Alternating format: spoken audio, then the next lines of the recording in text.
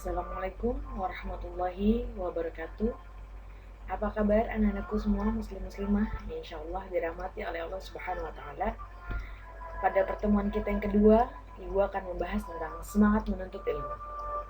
Maka tujuan pembelajaran kali ini adalah yang pertama, meyakini bahwa menuntut ilmu adalah perintah Allah dan Rasul-Nya. Yang kedua, memiliki sikap semangat keilmuan sebagai implementasi pemahaman Quran Surat At-Taubah dan hadis terkait. Yang ketiga, menganalisis semangat menuntut ilmu, menerapkan, menyampaikannya kepada sesama, dan menyajikan kaitan antara kewajiban menuntut ilmu dengan kewajiban membela agama sesuai perintah Quran Surat At-Taubah dan hadis terkait.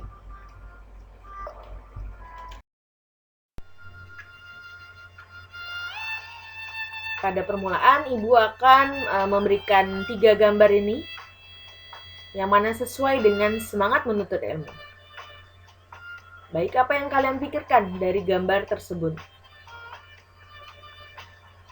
Ya, seperti ada yang di benak kalian bahwasannya bisa kita lihat gambar 1, kedua, dan ketiga masih banyak saudara-saudari kita, teman-teman kita yang mempunyai keterbatasan baik dari jarak, ya, dari visi, ya, dari fasilitas sekolah, ya, yang mana mereka tetap semangat dalam menuntut ilmu, dalam segala kekurangan mereka, ya, jarak mereka yang ditempuh ya begitu jauh dan melewati jembatan yang mau roboh. Lalu yang kedua adalah pada gambar ini, pada siswa ini yang mempunyai kekurangan, duduk di kursi roda masih semangat dalam menuntut ilmu.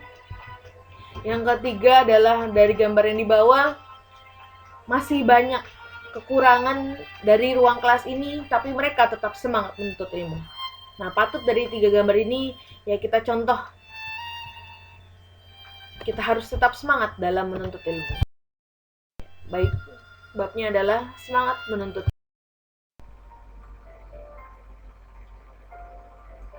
Baik, pada bab semangat menuntut ilmu, Ibu akan membahas tentang pengertian, surat yang berkaitan dengan menuntut ilmu, keutamaan orang yang menuntut ilmu, serta hadis yang terkait dengan semangat menuntut ilmu.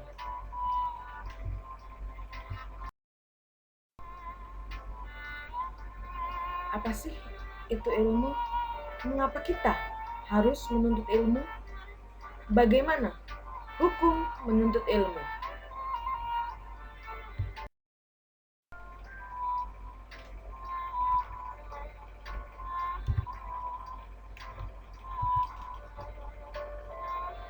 Ilmu berarti pemahaman tentang hakikat sesuatu.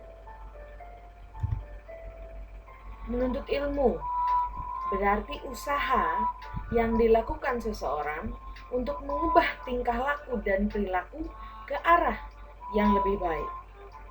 Menuntut ilmu atau kita sebut dengan belajar adalah kewajiban setiap seorang yang beragama Islam. Banyak sekali ayat Al-Quran atau hadis Rasulullah SAW yang menjelaskan tentang kewajiban belajar. Baik kewajiban tersebut ditujukan kepada laki-laki maupun perempuan. Kewajiban menuntut ilmu bagi laki-laki dan perempuan menandakan bahwa agama Islam tidak membeda-bedakan hak dan kewajiban manusia karena jenis kelaminnya. Walaupun memang ada beberapa kewajiban yang diperintahkan Allah Subhanahu wa Ta'ala dan Rasul-Nya yang membedakan laki-laki dengan perempuan. Akan tetapi, dalam menuntut ilmu, semua memiliki kewajiban dan hak yang sama antara laki-laki dan perempuan. Laki-laki dan perempuan sama-sama sebagai khalifah di muka bumi dan sebagai hamba atau abid. Untuk menjadi khalifah yang sukses, maka sudah barang tentu membutuhkan ilmu pengetahuan yang memadai. Bagaimana mungkin seseorang dapat mengelola dan merekayasa kehidupan di bumi tanpa bekal ilmu dan pengetahuan? Demikian pula sebagai seorang hamba, untuk mencapai tingkat keyakinan atau keimanan tertinggi pada Allah Subhanahu wa taala dan makhluk-makhluknya yang gaib dibutuhkan ilmu pengetahuan yang luas. Menuntut ilmu juga tidak dibatasi oleh jarak dan waktu.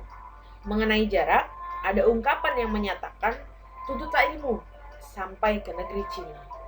Demikian pula dalam hal waktu, Islam mengajarkan bahwa menuntut ilmu itu dimulai sejak lahir hingga ke liang lahat.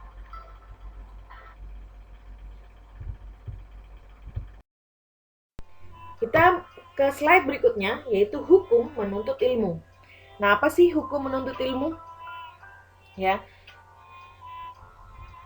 ada dua ya nak ya, ada fardu kifayah dan fardu ain. Nah, pengertian fardu ain adalah berlaku untuk ilmu-ilmu yang harus ada di kalangan umat Islam, ya, sebagaimana juga dimiliki dan dikuasai oleh golongan kafir. Nah, ilmunya maksudnya apa? Seperti ilmu kedokteran, perindustrian, ya, ilmu eksak dan ilmu-ilmu lainnya. Nah, ini hukumnya adalah fardu kifayah. Dan mana yang menjadi fardu ain ya? Hukum mencari fardu ain, ya, mencari ilmu menjadi fardu ain jika ilmu itu tidak boleh ditinggalkan oleh setiap muslim dan muslimah dalam segala situasi dan kondisi. Seperti ilmu mengenal Allah Subhanahu wa taala dengan segala sifatnya, ilmu tentang tata cara beribadah dan sebagainya. Jadi ini adalah fardu ain, ilmu yang tidak boleh ditinggalkan oleh seorang muslim, yaitu ilmu agama Islam, ilmu tentang mengenal Allah Subhanahu wa taala, tentang sifatnya, dan ilmu tentang cara ibadah.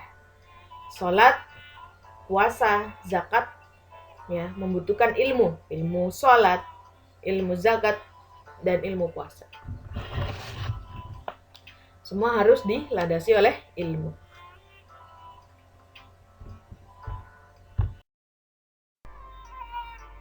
A'udzu billahi minasy syaithanir rajim. Bismillahirrahmanirrahim. Wa ma kana al-mu'minuna liyanfiru kaffah. فلولا نفر من كل فرقة منهم طائفة ليتفقهوا في الدين ولينذر قومهم إذا رجعوا إليهم لعلهم يحذرون. Tidak sepatutnya bagi mukminin itu pergi semuanya ke medan perang. Mengapa tidak pergi dari tiap-tiap golongan di antara mereka? Beberapa orang untuk memperdalam pengetahuan mereka tentang agama dan untuk memberi peringatan kepada kaumnya apabila mereka telah kembali kepadanya, supaya mereka itu dapat menjaga dirinya. Quran Surat At-Taubah ayat 122.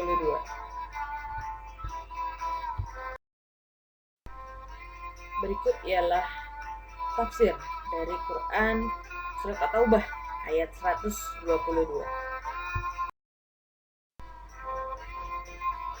Setelah mereka ditegur oleh Allah Subhanahu wa taala karena tidak ikut berperang, maka Nabi Shallallahu alaihi wasallam mengirim sariyah atau pasukan kecil. Semuanya ikut berangkat, kemudian turunlah ayat di atas. Ayat ini menunjukkan keutamaan ilmu syar'i dan bahwa orang telah mempelajari ilmu hendaknya menyebarkannya di tengah-tengah hamba Allah, karena tersebarnya ilmu dari orang alim atau orang berilmu termasuk keberkahannya dan pahalanya yang akan berkembang untuknya.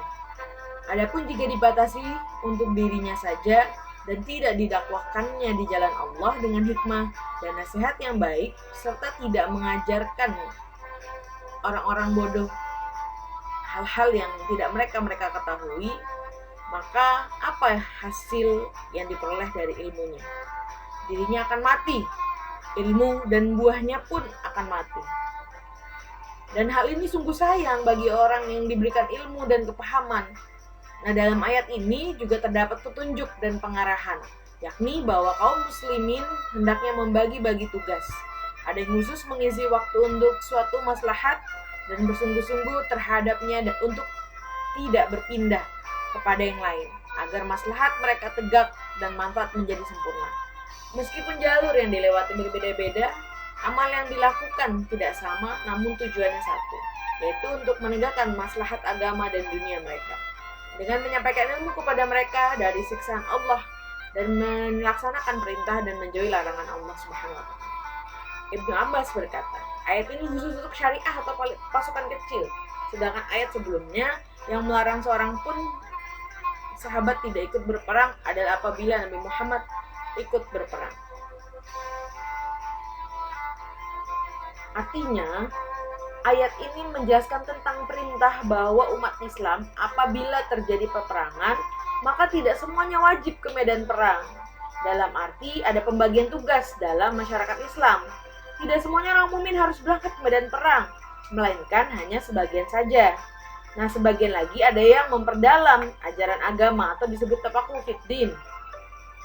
Dalam makna yang luas, dengan demikian umat Islam terhindar dari kebodohan dan keterbelakangan karena masih ada yang memberi pengajaran sehingga ajaran agama dapat diketahui secara merata oleh seluruh umat Islam. Yang kedua, pengertian fikih bukan sekedar ilmu agama, tetapi menyangkut segala macam pengetahuan yang mendalam. Kondisi umat Islam saat ini memiliki beberapa kelemahan di berbagai aspek pengetahuan, sehingga umat Islam tidak mampu secara aktif terlibat dalam percaturan dunia, misalnya di bidang teknik sipil, militer, dan media komunikasi. Akibatnya, mayoritas umat menjadi konsumen, bukan produsen. Yang ketiga yaitu makna ta'ifah. Nah, artinya ada bukan hanya satu atau dua yang menjadi pakar atau ahli dalam bidangnya. Apa jadinya bila dalam suatu negara atau bahkan yang lebih luas lagi, yakni satu umat, hanya ada satu atau dua orang saja yang punya ahli. Contoh konkretnya bisa kita lihat di Indonesia. Sudah lebih dari setengah abad merdeka, namun sumber daya alam yang ada di perut bumi Indonesia tidak banyak memberi kesejahteraan bagi rakyat karena tidak banyak memiliki ahli di bidang pertambangan atau mineral. Sebaiknya kita semua harus menikmatinya kalau kita punya ilmu. Yang keempat, salah satu tujuan berperang dalam Islam adalah dalam rangka membela diri dan juga dalam rangka memudahkan jalan dakwah. Sementara itu, tujuan mendalami ajaran Islam adalah untuk menghilangkan kebodohan dan keterbelakangan umat sehingga seluruh ajaran Islam dapat dilaksanakan sesuai dengan dasar keilmuan yang mantap. Yang terakhir, mencari dan menuntut ilmu merupakan bagian dari jihad. Pengertian berjihad tidak hanya sebatas berperang dengan menggunakan senjata, tapi juga bisa tanpa senjata, yaitu melawan kebodohan, ketidaktahuan, keterbelakangan, dan kemiskinan.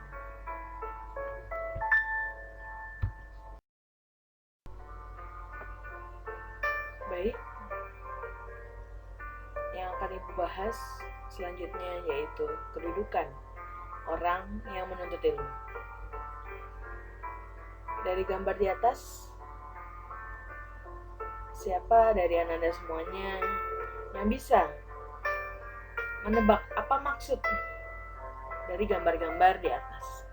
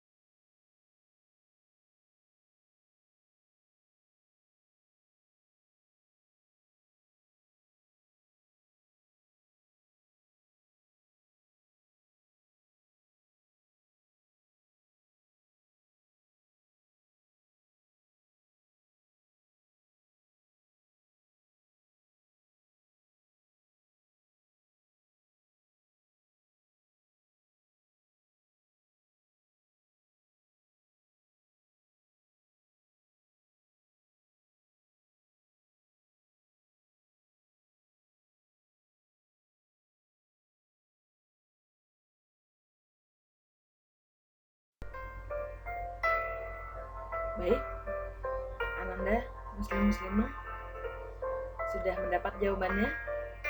Terima kasih Ananda semuanya, muslim-muslimah yang sudah menebak gambar dari slide sebelumnya. Baik, akan Ibu tampilkan apa maksud dari gambar-gambar dari slide sebelumnya. Nah, keutamaan menuntut ilmu yang pertama adalah bagian dari ibadah. Yang kedua, ditinggikan derajatnya oleh Allah Subhanahu wa taala. Yang ketiga, lebih utama daripada seorang ahli ibadah. Yang keempat, syarat diterimanya amal seorang muslim. Yang terakhir, dimudahkan jalannya menuju surga atau jannahnya Allah Subhanahu. Dan Allah akan meninggikan orang-orang yang beriman di antara kamu dan orang-orang yang berilmu pengetahuan beberapa derajat. Dan Allah Maha mengetahui apa yang kamu kerjakan. Quran Surat Al-Mujadilah, surat ke-58 ayat 11. Dari Ali bin Abi Thalib radhiyallahu an, Rasulullah sallallahu alaihi wasallam bersabda, seorang alim yang dapat mengambil manfaat dan ilmunya lebih baik dari 1000 ahli ibadah. Hadis riwayat Ad-Dailami. Dari Anas bin Malik radhiyallahu an, Rasulullah sallallahu alaihi wasallam bersabda, penuntut ilmu adalah penuntut rahmat, dan penuntut ilmu adalah pilar Islam, dan akan diberikan pahalanya bersama Nabi. Hadis riwayat Ad-Dailami.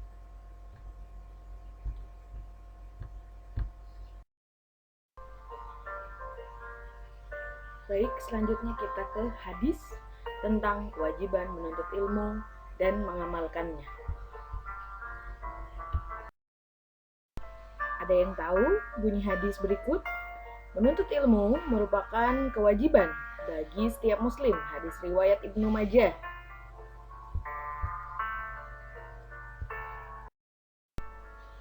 Bunyi hadisnya, Thalabul ilmi faridatun ala kulli muslimin.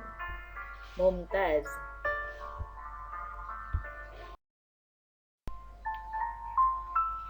Hadis berikut dari Abu Hurairah radhiyallahu an, Rasulullah sallallahu alaihi wasallam berkata, apabila anak Adam telah meninggal dunia, maka terputuslah semua amalannya kecuali 3 amalan. Shadaqah jariyah, ilmu yang bermanfaat, dan anak yang soleh yang mendoakan orang tuanya. Hadis riwayat Muslim. Bunyi hadisnya sebagai berikut. An Abi Hurairah anna Rasulullah sallallahu alaihi wasallam qala, "Idza mata ibnu Adaman qata'a amaluhu illa min 3, shadaqatin jariyatin aw ilmin yuntafa'u bih aw waladin shalihin yad'u lah." Mumtaz.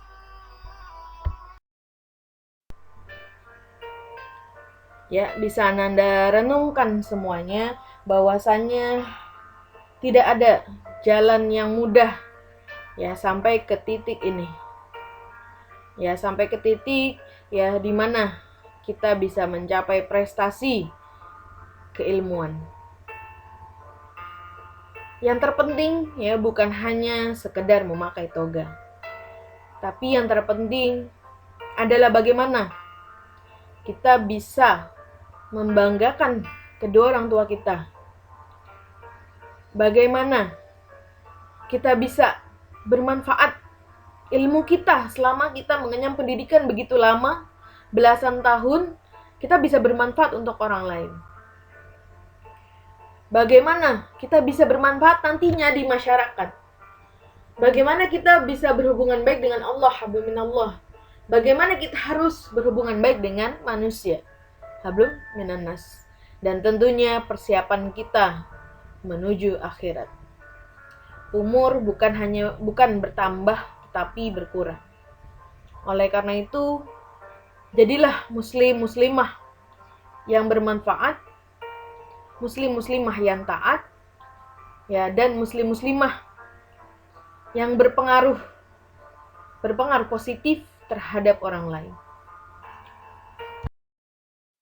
Celaka sekali orang yang bodoh, tidak mau belajar, Tetapi lebih celaka lagi orang yang pintar tapi tidak mempraktikkan ilmunya.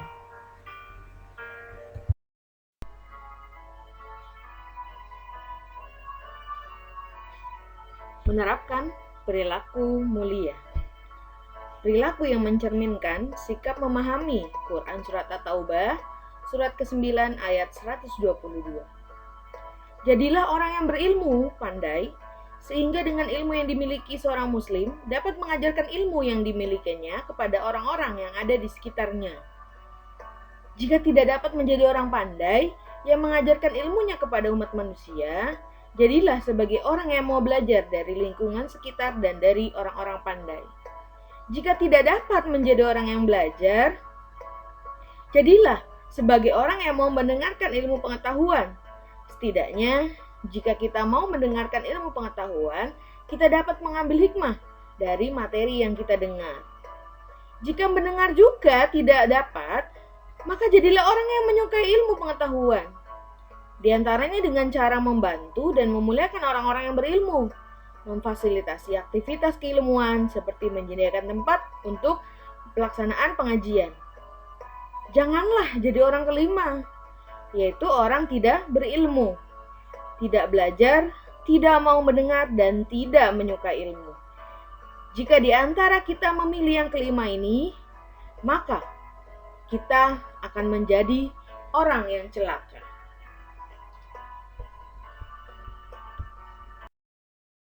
Syekh Az-Zarnuji dalam kitab Ta'limul Muta'allim mengatakan, pernah ku dengar syair yang konon merupakan gubahan dari Sayyidina Ali bin Abi Thalib, yang artinya, ingatlah, kamu tidak akan memperoleh ilmu pengetahuan kecuali dengan 6 perkara. Kecerdasan, minat yang besar, kesabaran, bekal yang cukup, petunjuk guru, dan waktu. Ananda, muslim-muslimah, dapat kita simpulkan bahwa menuntut ilmu merupakan kewajiban bagi setiap muslim, baik itu laki-laki maupun perempuan, ikhwan maupun akhwat. Ilmu dapat membawa kita ke jannahnya Allah Subhanahu wa taala serta memberikan keberkahan kepada kita yang hidup di dunia. Semoga kita dapat menjadi manusia yang bermanfaat bagi orang lain.